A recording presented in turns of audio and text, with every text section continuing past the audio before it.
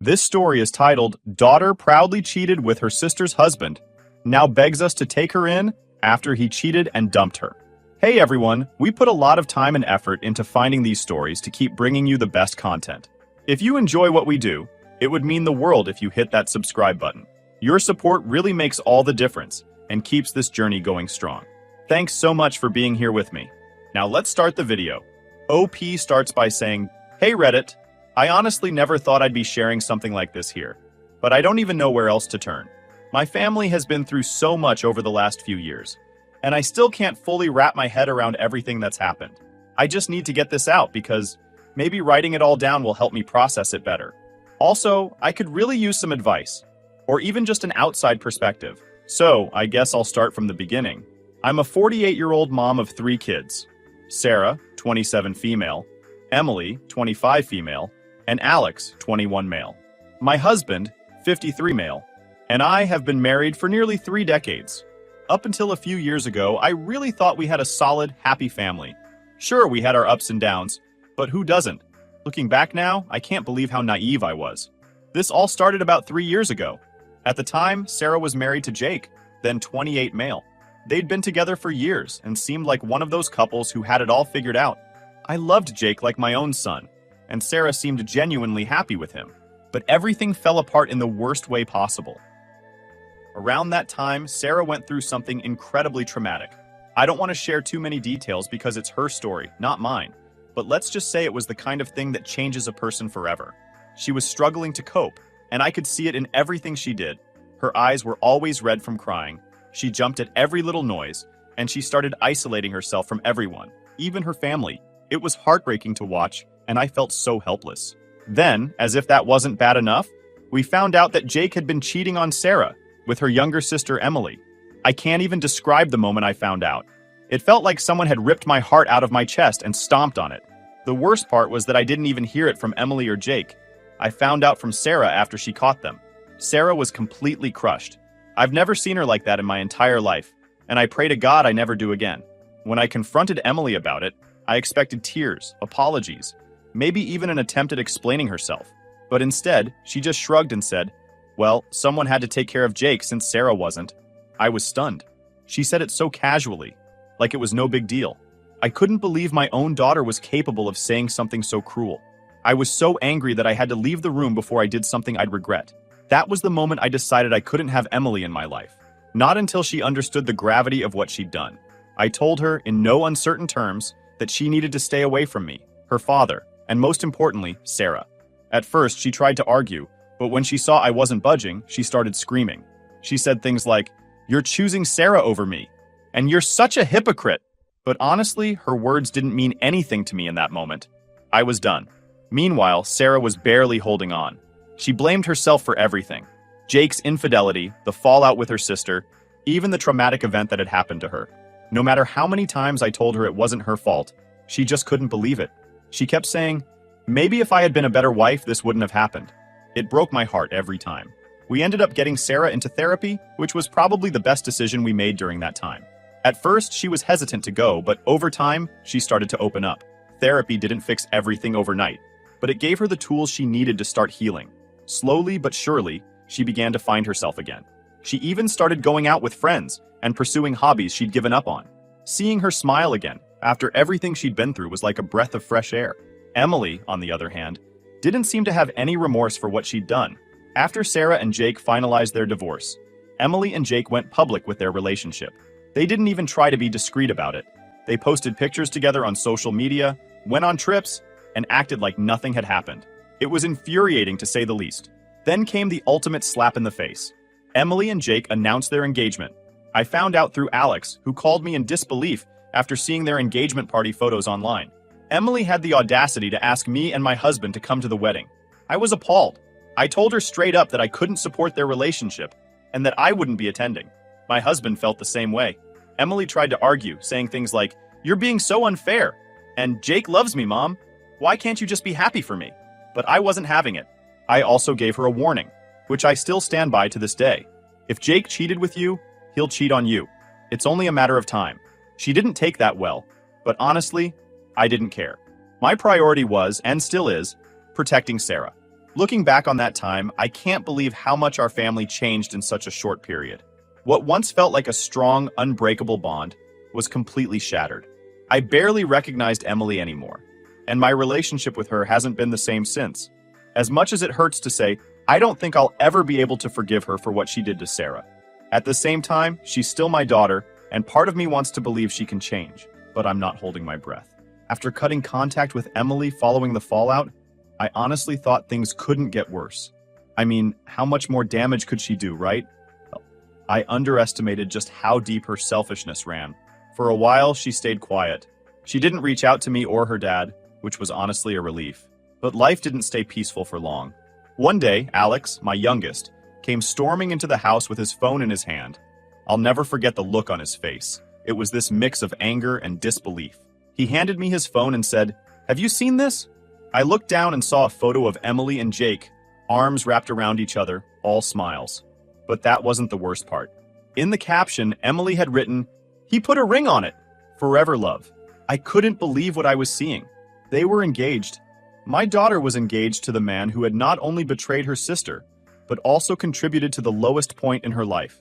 It felt like a slap in the face. It wasn't just the engagement itself. It was the way they flaunted it. They didn't seem to care how it would affect anyone else, especially Sarah. I wasn't sure how to break the news to Sarah.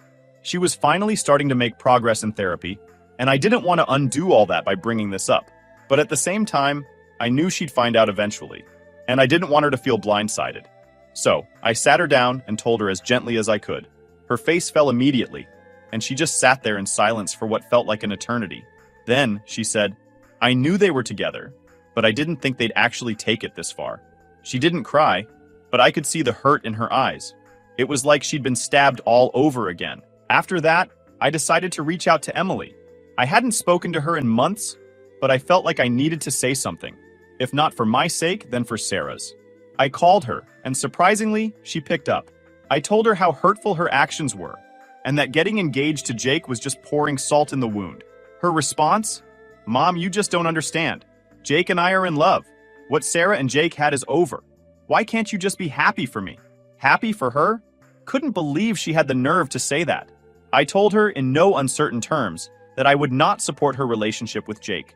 I also warned her, again, that if Jake could cheat on Sarah, he could just as easily cheat on her. She laughed it off, saying, "Jake's a different person with me. You'll see." That was the last time we spoke for a while. Then came the engagement party. No, I didn't go. Let's get that out of the way. But Alex did. He said he didn't want to support them, but he was curious to see how it would all play out. Apparently, the party was everything you'd expect from Emily and Jake. Flashy, over the top, and completely devoid of self-awareness. They even had the audacity to post photos on social media with captions like, "True love wins," and "Can't wait to spend forever with you." The comment section was a mess.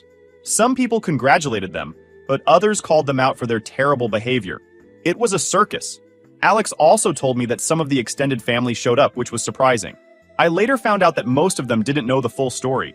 They thought Emily and Jake had gotten together after the divorce, not during Sarah and Jake's marriage. When the truth came out, a lot of them were furious.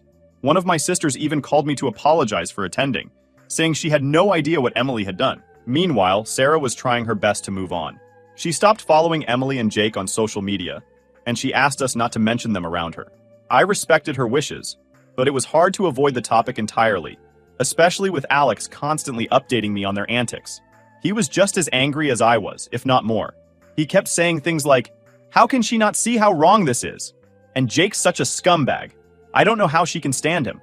As for my husband, he stayed quiet for the most part. He's always been the calm, steady one in our relationship, but I could tell he was just as upset as I was. One night, after a particularly rough day, he sat down next to me and said, "I don't know where we went wrong with Emily. I thought we raised her better than this." That hit me hard. I'd been asking myself the same question, but hearing him say it out loud made it feel so much more real. The engagement eventually turned into wedding planning. I tried to tune it out as much as possible, but Emily kept finding ways to involve me, even though I'd made my stance clear. She'd send me text messages with things like, "Mom, do you want to help me pick out a dress?" Or, "We're looking at venues next weekend. Want to come?" Each time, I replied with a polite but firm no. I thought she'd get the hint, but she didn't. Then, out of nowhere, she called me one evening. I almost didn't answer, but curiosity got the better of me. She sounded so excited and said, "Mom, I really want you and Dad to walk me down the aisle. It would mean so much to me." I couldn't believe what I was hearing. I told her, as gently as I could, that we couldn't support her wedding. Not because we didn't love her, but because of everything that had happened. She started crying and said, "You're choosing Sarah over me again. Why can't you just let this go?" That broke my heart, but I stood my ground. I told her this wasn't about choosing one daughter over the other. It was about doing what was right. That conversation ended with her hanging up on me, and I haven't heard from her since. Honestly, I'm okay with that. As much as I miss the Emily I used to know, I can't let her actions go unchecked. She needs to understand that her choices have consequences. After the fiasco with the engagement party and Emily's increasingly tone-deaf attempts to involve us in her wedding plans, things went eerily quiet. I didn't hear from Emily, Jake, or even much from the extended family. To be honest, I thought maybe they had finally accepted our stance and decided to move on without us. It was bittersweet. On one hand, it felt like a relief not to deal with the drama, but on the other, I couldn't shake the sadness of knowing how fractured our family had become. Sarah was doing her best to heal, but I could see how much this situation was still weighing on her. She had started setting boundaries with the family, avoiding gatherings where she thought Emily or Jake might show up. One time, we had a small family barbecue planned, and she specifically asked, "Are they going to be there?" I assured her they weren't invited, but the fact that she even had to ask broke my heart. She should have been able to feel safe with her own family, but instead, she was constantly on edge. One night, Sarah and I were sitting in the living room, and she opened up to me about how she really felt. "Mom, I don't think I'll ever forgive her," she said, staring at the floor. "Not just for Jake, but for the way she treated me when I was at my lowest. She didn't just betray me, she enjoyed it. She didn't care what it did to me." Hearing her say that was like a knife to the heart. I didn't know how to respond because honestly, I couldn't blame her. Emily's actions had been so callous, and she had shown no remorse. Around this time, Alex started pulling away from Emily too. He had been furious about her actions from the start, but he'd still kept in touch with her, mostly out of a sense of obligation. But one day he came to me and said, "Mom, I can't do it anymore. Every time I talk to her, she acts like she's the victim in all this. I'm sick of it." He stopped answering her calls and unfollowed her on social media. I think that was the wake-up call Emily needed, because not long after, she started reaching out to me again. At first, it was just small things.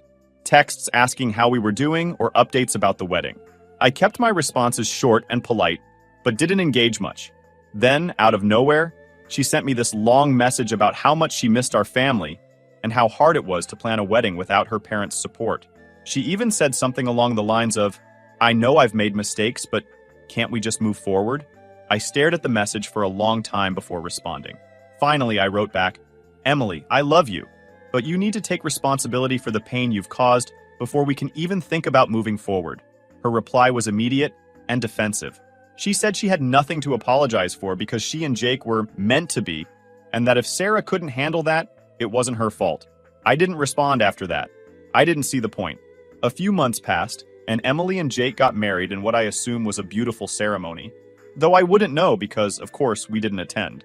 I heard through the grapevine that some family members who did go felt awkward the entire time.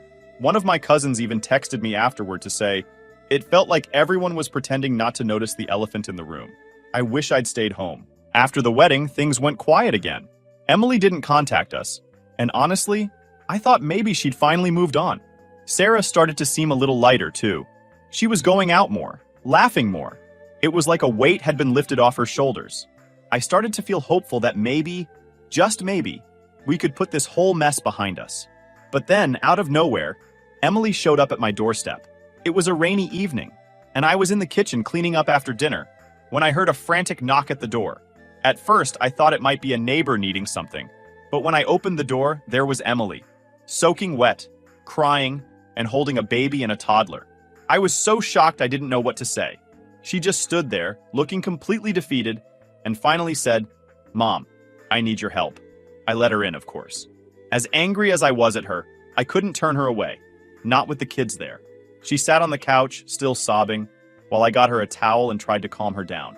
Once she finally caught her breath, she started telling me what had happened. Apparently, Jake had been emotionally and verbally abusive for months.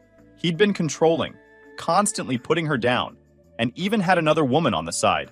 "He has a whole other family, Mom," she said through tears. "I can't go back there. I just can't." Hearing her say that stirred up so many emotions. On one hand, I felt for her. No one deserves to be treated like that. But on the other hand, I couldn't help thinking, you chose this. You knew who he was, and you still chose him over your sister, over your family. It was a hard thing to reconcile. Emily begged me to let her and the kids stay with us. She said she had nowhere else to go and didn't know what to do. I told her I needed time to think about it. I didn't want to make any rash decisions, especially knowing how this might affect Sarah. After everything Sarah had been through, I couldn't risk doing anything that might set her back. That night, I told my husband what had happened. He was just as conflicted as I was. We can't just turn her away, he said, but we also can't ignore how much she's hurt Sarah. It felt like we were stuck between a rock and a hard place. No matter what we decided, someone was going to get hurt. I didn't sleep much that night. I kept replaying everything in my head: Emily's betrayal, Sarah's pain, Jake's predictably awful behavior. I didn't know what the right thing to do was, but I knew one thing for sure. Whatever decision I made, it had to be for the good of the family as a whole. Not just for Emily, not just for Sarah, but for everyone. After Emily showed up at my door with her kids, my life was thrown into chaos yet again. I spent most of that first night sitting up in the living room, staring at her sleeping on the couch with her baby in her arms. The toddler was curled up on the floor beside her, clutching a worn-out stuffed animal. It was such a stark contrast to the confident, even smug version of Emily I'd seen over the past few years. She looked fragile, broken even, and I didn't know what to make of it. When morning came, I decided I couldn't put off the conversation any longer. I gently woke her up and handed her a cup of coffee. "We need to talk," I said. She nodded, looking like she knew it was coming. I asked her to tell me everything: how she ended up in this situation, why she came to me, what she wanted me to do. Emily told me that things with Jake had started falling apart not long after they got married. She said he'd become controlling, monitoring her phone and criticizing her constantly. She tried to brush it off at first, thinking it was just stress or maybe some growing pains as they adjusted to married life. But then he started disappearing for long stretches of time, and she began to suspect he was cheating. It wasn't until she found texts and photos on his phone quietly that her suspicions letting her get it all out. Part of me wanted to say, for over a year, "What did you expect?" she said, but I her bit voice my trembling. tongue. I They knew have a she baby didn't need a together. lecture. Not yet, anyway. When she finished, she looked at me with tears in her eyes and said, "I know I've messed up, Mom, but I don't have anyone else to turn to." That's when the guilt started creeping in. As much as I hated what Emily had done, she was still my daughter. And those kids, my grandkids, were innocent in all of this. I told her I needed time to think about it, and I wasn't making any promises. She nodded and said she understood, but I could tell she was disappointed. I decided the next step was to talk to Sarah. I couldn't make a decision about Emily without considering how it would affect her. That afternoon, I called her and asked if she could come over. She sounded hesitant, but agreed. When Sarah arrived, she immediately noticed Emily's things in the hallway. Her face fell, and I knew this conversation was going to be harder than I thought. We sat down at the kitchen table, and I explained the situation as calmly as I could. I told her about Emily's troubles with Jake, and how she'd shown up at our door with nowhere else to go. Sarah listened quietly, her expression unreadable. When I finished, she took a deep breath and said, "Mom, I get that you want to help her, but you have to understand. I can't be around her. Not after everything she's done.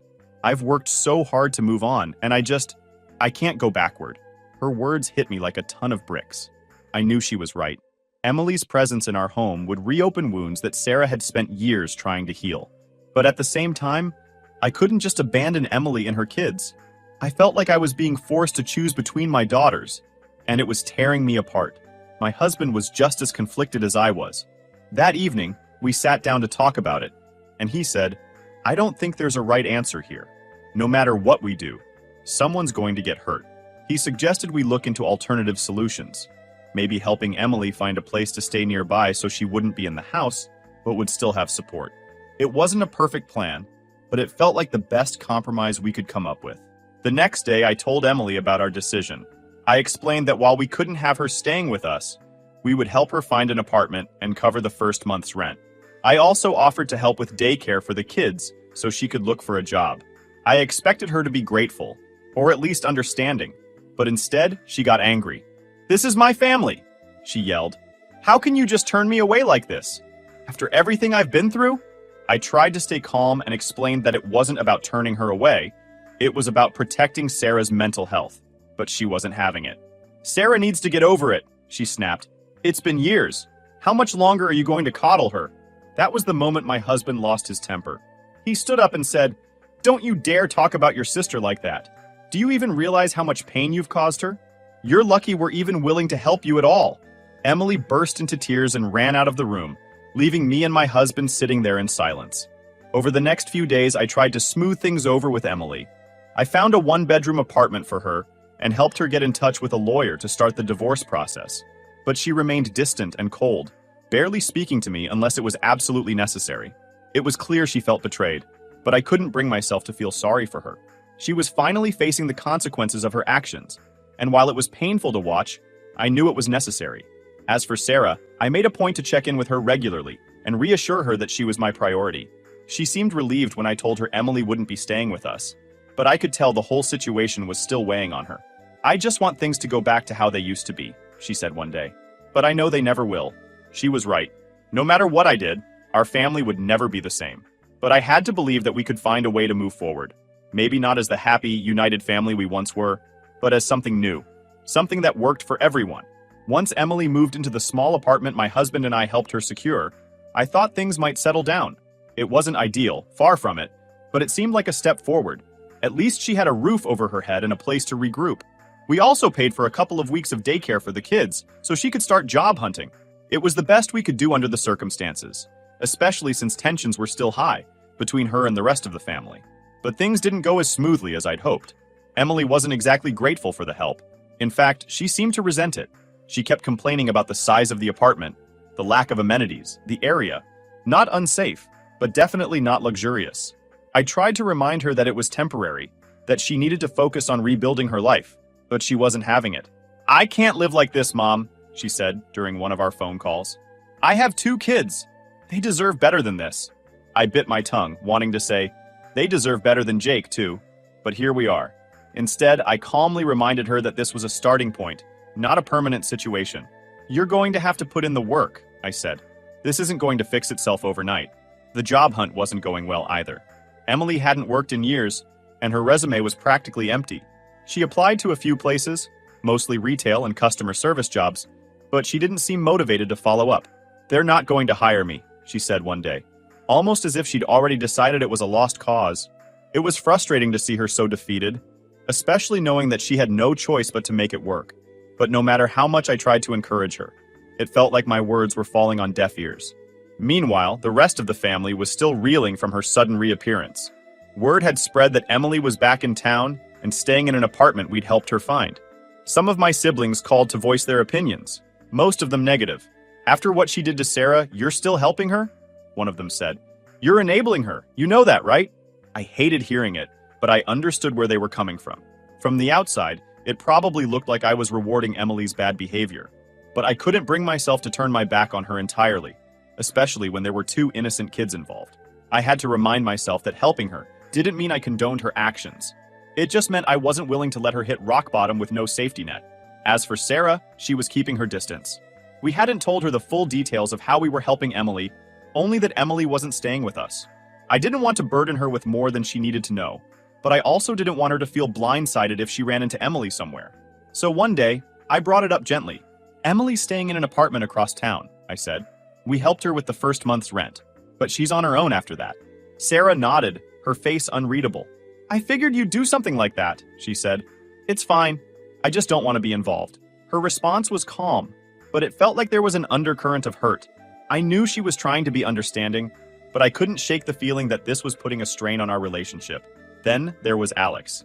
He was furious when he found out we were helping Emily at all. "Why are you bending over backward for her after everything she's done?" he asked one night.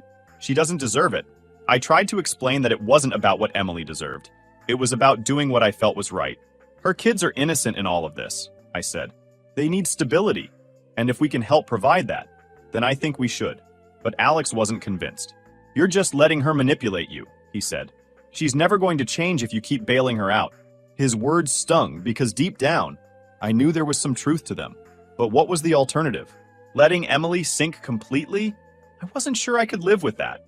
Emily's struggles began to take a toll on her emotionally. She called me one night in tears, saying she felt like a failure. "I ruined everything," she said. "My marriage, my relationship with Sarah, my whole life. I don't even know who I am anymore." It was the first time she'd shown any real self-awareness, and it caught me off guard. For a moment, I felt a glimmer of hope that maybe this was her turning point, but that hope was short-lived. The next time I spoke to her, she was back to blaming everyone but herself. If Jake hadn't treated me like garbage, I wouldn't be in this mess, she said. And if Sarah had just forgiven me, maybe things wouldn't be so bad. It was like she couldn't decide whether to take responsibility or play the victim. It was exhausting.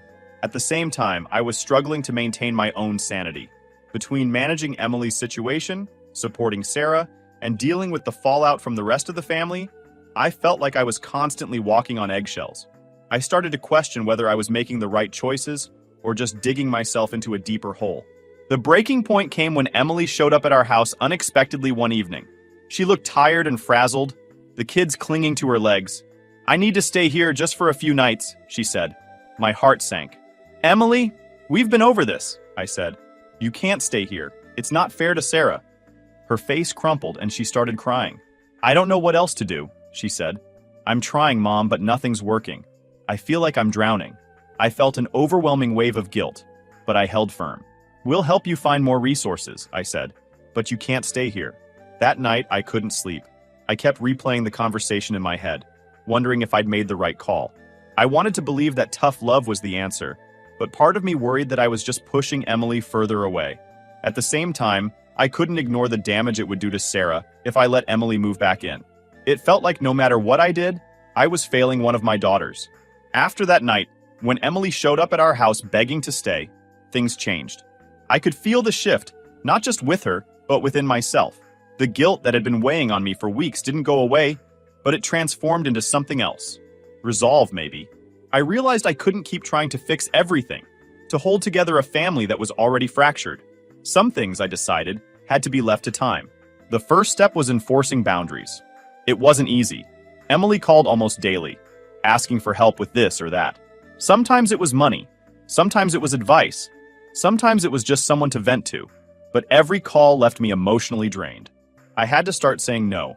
"Emily, you need to figure this out," I told her during one particularly tense phone call. "We've done everything we can to help you get back on your feet. Now it's your turn." She didn't take it well. "So, that's it?" she said. "You're just giving up on me?" I told her it wasn't about giving up. It was about giving her the chance to stand on her own. She hung up on me, and for a while we didn't speak. During that silence, I focused my energy on rebuilding my relationship with Sarah. She'd been distant ever since Emily re-entered the picture, and I couldn't blame her. I had been so caught up in managing Emily's crisis that I hadn't given enough attention to Sarah's feelings. One evening, I invited her over for dinner, just the two of us. I wanted to create a safe space where she could speak freely. At first, the conversation was light: work, hobbies, her friends. But eventually, the topic shifted to Emily. "I don't know how you do it, Mom," Sarah said. "After everything she's done, I don't think I'd be able to look at her, let alone help her." Her words weren't bitter. They were honest. "She hurt me in ways I can't even explain. And sometimes I feel like she still doesn't get it." I nodded, letting her vent. "You're right," I said. "She doesn't get it, not fully. And I don't know if she ever will. But I also know she's my daughter. And as much as she's hurt you, and me, I can't just walk away from her." Sarah sighed. "I get it. I don't like it, but I get it." That conversation marked a turning point for us. While things weren't perfect, it felt like a step toward healing. I promised her I would always prioritize her mental health, and that I wouldn't let Emily's presence disrupt the progress she'd made. It was a promise I intended to keep. Meanwhile, Emily was struggling. The reality of single motherhood had hit her hard, and without Jake's financial support, she was barely scraping by. She eventually found a part-time job at a local grocery store, but it wasn't enough to cover all her expenses. She called me one evening, crying about how hard it was. "I feel like a failure," she said. "I don't know how I'm supposed to do this." I wanted to tell her that this was the consequence of her choices, but I held back. Instead, I reminded her of the resources I'd given her: programs for single mothers, legal aid for her divorce, even therapy services. "You have tools, Emily," I said. "You just need to use them." But her pride got in the way. She didn't want to ask for help from anyone but me, and I wasn't willing to be her crutch anymore. It was tough love, but it was necessary. Slowly, she started taking more responsibility. It wasn't a perfect transformation. There were setbacks, moments where she lashed out or fell into old patterns. But it was progress. Alex, on the other hand, had completely cut ties with Emily. He refused to answer her calls or even acknowledge her existence. I don't have time for her drama, he told me when I asked if he'd consider reaching out. She made her bed. Now she has to lie in it. While I didn't agree with his approach, I respected his decision. Everyone had their own way of coping, and this was his. As for the extended family, most of them stayed distant from Emily as well. Some openly voiced their disapproval of her actions, while others simply avoided her altogether. One of my sisters, who had been close to Emily growing up, told me, "I love her, but I can't support what she did to Sarah. Maybe someday, but not now." It was a sentiment I heard often, and while it hurt, I understood it. Months turned into a year, and the dust started to settle. Emily eventually moved into a slightly bigger apartment after picking up a second job. She seemed more stable, though the cracks were still there. She didn't talk about Jake much anymore, except to say that the divorce was finalized and he'd moved out of state. "Good riddance," she said when she told me. I could tell there was still a lot of anger there, but at least she was starting to move on. Sarah, meanwhile, was thriving. She had a new job she loved, a supportive group of friends, and even started dating someone new, a kind, patient man who treated her the way she deserved to be treated. When she introduced him to me and my husband, I saw something in her I hadn't seen in years: hope. It was a reminder that healing was possible, even after the deepest wounds. As for me, I've learned to accept that my family will never be what it once was. There's no fixing this, not in the way I initially hoped. But that doesn't mean we can't move forward. It just means we have to redefine what moving forward looks like. I still see Emily occasionally, mostly for the sake of the kids. They're beautiful, bright little souls who remind me that, despite all the pain, there's still joy to be found. Sarah hasn't spoken to Emily since the fallout, and I don't push her to. I've learned that healing looks different for everyone, and it's not my place to dictate what that should look like. In the end, I don't know if I made all the right choices. I'm sure there are things I could have handled better, things I should have said or done differently, but I did the best I could with the hand I was dealt, and I think that's all any of us can do. To anyone reading this who's struggling with family issues, know that it's okay to set boundaries. It's okay to prioritize your own mental health, and it's okay to let go of the idea that things will ever go back to the way they were. Sometimes moving forward means letting go, and that's okay too.